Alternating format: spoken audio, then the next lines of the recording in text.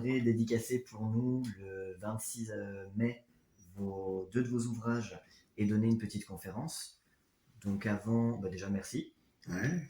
Et avant de se lancer sur le sujet, on va faire une petite interview pour vous présenter un peu et s'il y a des personnes qui ne vous connaîtraient pas. Alors pour ça, est-ce que vous pourriez déjà vous présenter un peu votre parcours et nous expliquer ce qui vous a donné envie d'écrire? Bien. Alors, déjà à la base, ce qui m'a donné envie d'écrire, c'est la lecture. Et ensuite, j'ai eu une invention assez facile à ce niveau-là. J'étais, comment dirais-je, j'avais beaucoup de projets dans ma tête. Alors, qu'est-ce qui s'est passé? Au début, ben, il y a eu la guerre. J'ai appris tout à fait par hasard, quand j'avais 6, 7 ans, en 39, que j'étais juif, je ne savais pas, et que j'étais chassé, pourchassé.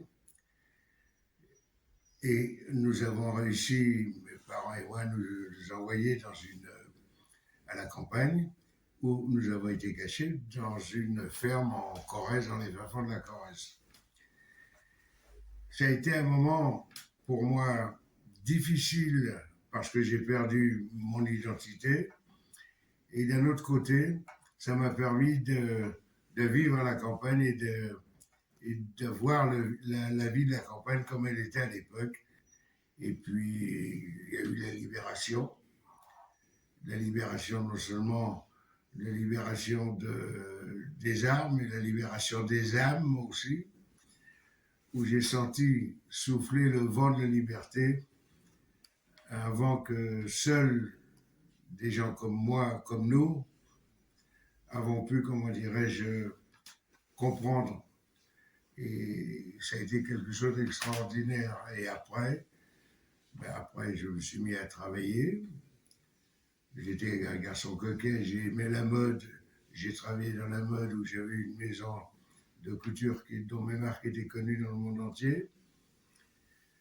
Ensuite, j'ai écrit.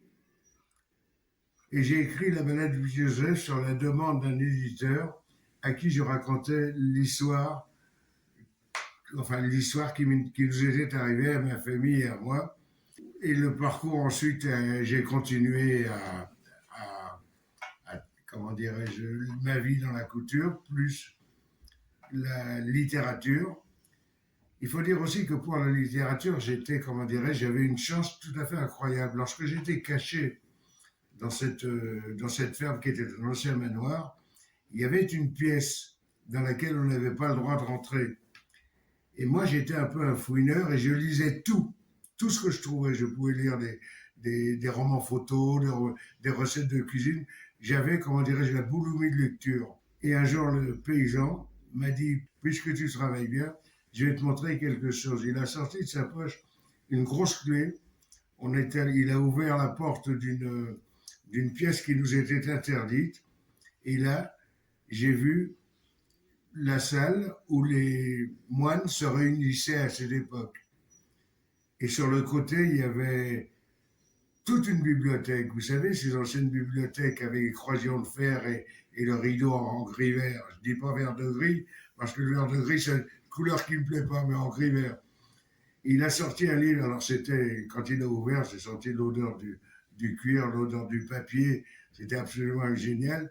Il a sorti un livre, il m'a dit, tiens, tu le prends, tu le lis, si tu me le rends proprement, je t'en prêterai d'autres. Et la lecture m'a amené à l'écriture, où d'ailleurs, à cette époque, j'avais 10 ans, j'ai écrit mon premier roman. Donc, le démon de la lecture m'a pris, le démon de l'écriture m'a pris en raison du démon de la lecture. Voilà l'origine de mes écrits et l'origine de ce bouquin, Le Malade Joseph. J'insiste, c'est un très très bon bouquin. Alors justement, j'aimerais revenir sur Joseph, mais aussi sur David, donc votre personnage principal de L'Ombre du Carreau. Donc ils sont tous les deux des personnages juifs très, très impliqués dans leur communauté. Et j'aimerais que vous nous parliez un petit peu du lien entre Joseph et David. Est-ce que c'est tout à fait la même personne? Est-ce que c'est deux personnes qui s'influencent l'un l'autre? Comment se sont articulés les deux personnages? Non, ce n'est pas la même personne, puisqu'il n'est pas le même âge.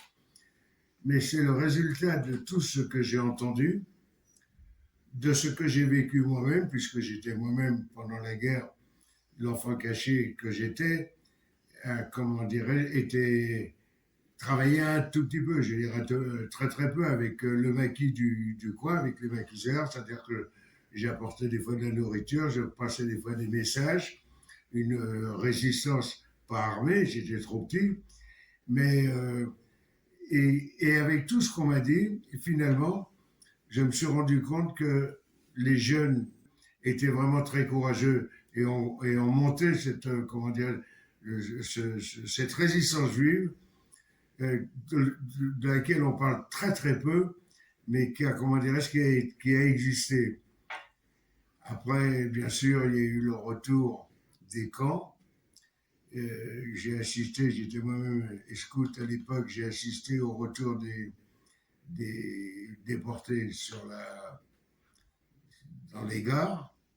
Des images bouleversantes. Je peux vous dire qu'elles m'ont souvent empêché de dormir.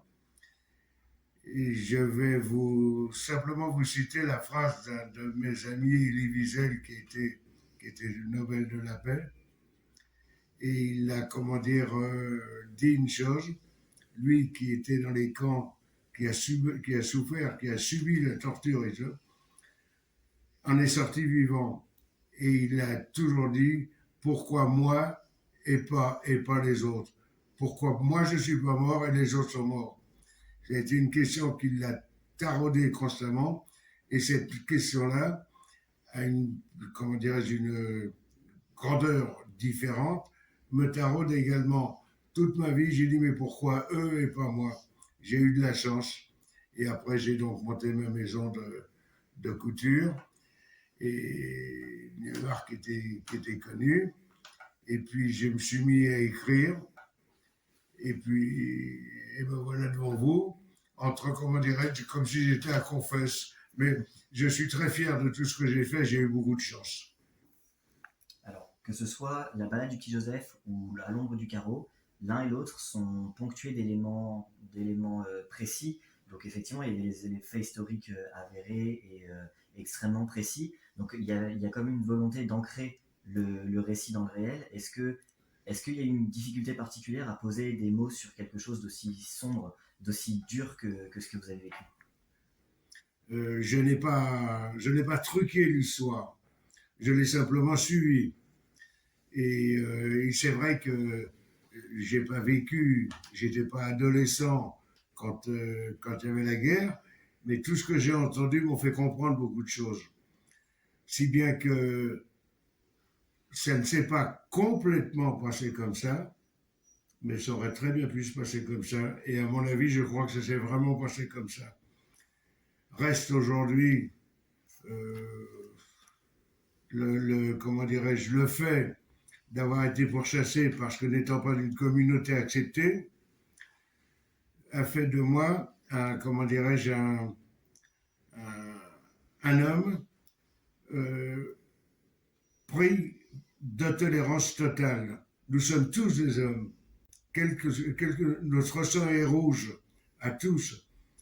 Et nous avons besoin justement de cette tolérance pour faire revivre les communautés d'une façon propre et individuelle, mais dans l'ensemble des choses.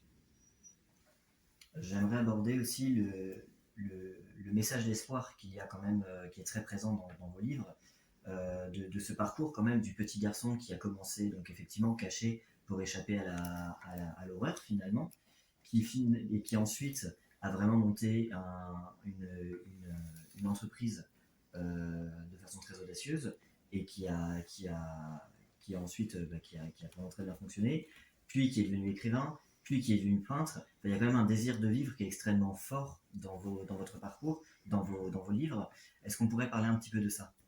Bah écoutez, c'est pas compliqué. À partir du moment où j'ai la chance d'être créatif, puisque j'ai été styliste, puisque j'ai été écrivain, puisque je suis peintre, et que je ne sais pas si je ne vais pas faire de la sculpture, mais comment dirais je suis un petit peu trop vieux pour ça aujourd'hui, mais peut-être, après tout, pourquoi pas, si Hachem me permet de continuer dans la création, ben je le ferai.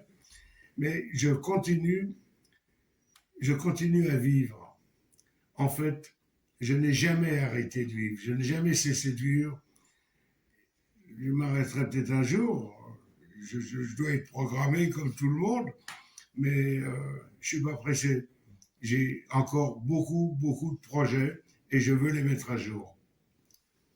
Alors pour conclure, j'aimerais qu'on parle un petit peu, vous l'avez rapidement abordé, sur le message de tolérance. C'est ça que vous voulez transmettre? C'est ça que vous voulez qu'on se souvienne de vous? C'est ça que vous voulez que les jeunes générations se reconnaissent de vous? Absolument, absolument. Pour moi, je ne pardonne pas ce qui s'est passé. Je n'oublie surtout pas ce qui s'est passé. Je ne veux pas que ça se passe. Vous savez, Confucius disait que l'expérience est une lumière qui éclaire que le passé. Or, moi, je voudrais que cette lucarne se retrouve devant et qu'on éclaire l'avenir en pensant que tout ce qui s'est passé, c'est de la folie par rapport à la vie en général. On ne peut pas abîmer la vie par de l'intolérance, par le mépris, par le rejet des autres. Non, nous sommes tous les mêmes. Nous avons les mêmes problèmes. Il faut manger le matin, midi et le soir, il faut dormir, il faut vivre. Mais vivre, comment dirais-je, dans le respect des autres et avec le respect des autres.